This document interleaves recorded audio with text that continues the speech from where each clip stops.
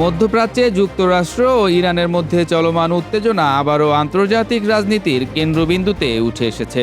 সরাসরি যুদ্ধ না হলেও পরিস্থিতি এখন এমন এক পর্যায়ে পৌঁছেছে যেখানে সংঘাত নিয়ন্ত্রিত থাকলেও এর ঝুঁকি প্রতিনিয়ত বাড়ছে। বর্তমান পরিস্থিতিতে সবচেয়ে গুরুত্বপূর্ণ এলাকা হয়ে উঠেছে হরমুজ প্রণালী। এই প্রণালী ঘিরেই এখন সামরিক উপস্থিতি, জাহাজ আটক এবং পাল্টা হুমকির মাধ্যমে উত্তেজনা চরমে পৌঁছেছে। যুক্তরাষ্ট্র তার নৌবাহিনী দিয়ে এই রুটকে সচল রাখতে চাইলেও ইরান একে কৌশলগত চাপ হিসেবে ব্যবহার করছে।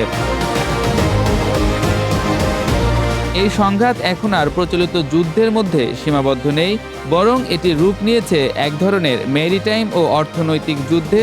একদিকে যুক্তরাষ্ট্র কঠোর নিষেধাজ্ঞার মাধ্যমে ইরানের অর্থনীতিকে চাপে রাখার চেষ্টা করছে, অন্যদিকে ইরান তেল পরিবহন ও বাণিজ্যিক জাহাজ চলাচলে বাধা সৃষ্টি করে পাল্টা বার্তা দিচ্ছে।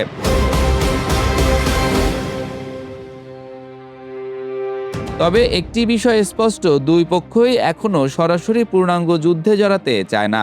যুক্তরাষ্ট্রের জন্য মধ্যপ্রাচ্যে নতুন করে বড় যুদ্ধ মানে দীর্ঘমেয়াদী সামরিক ও অর্থনৈতিক চাপ। অন্যদিকে ইরান জানে সরাসরি সামরিক সংঘর্ষে গেলে তার অবকাঠামো ও সামরিক শক্তি মারাত্মক ক্ষতির মুখে পড়তে পারে। ফলে উভয় পক্ষই এক ধরনের লাল রেখা বজায় রেখে সীমিত সংঘাতে জড়িয়ে আছে।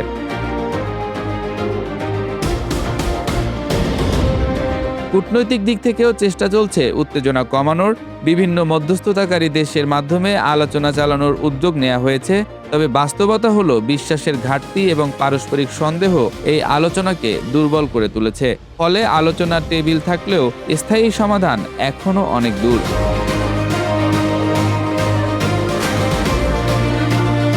বর্তমান গতিপথ বিশ্লেষণ করলে তিনটি সম্ভাবনা সামনে আসে। প্রথমত, যদি কূটনৈতিক প্রচেষ্টা সফল হয় তাহলে ধীরে ধীরে উত্তেজনা কমে আসতে পারে এবং একটি স্থিতিশীল অবস্থা তৈরি হতে পারে।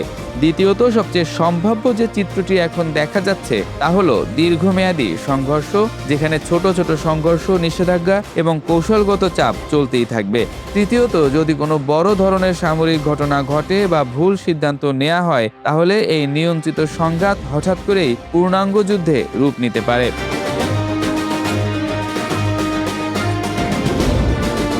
যুক্তরাষ্ট্র ইরান সংঘাত এখন একটি সূক্ষ্ম ভারসাম্যের উপর দাঁড়িয়ে আছে।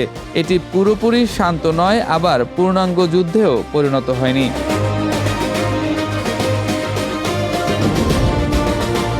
এই মুহূর্তে এটি এমন এক পরিস্থিতি যেখানে প্রতিটি পদক্ষেপ হিসেব করে নেওয়া হচ্ছে, কিন্তু সেই হিসাবের সামান্য ভুলই বড় ধরনের সংঘাতের সূচনা করতে পারে।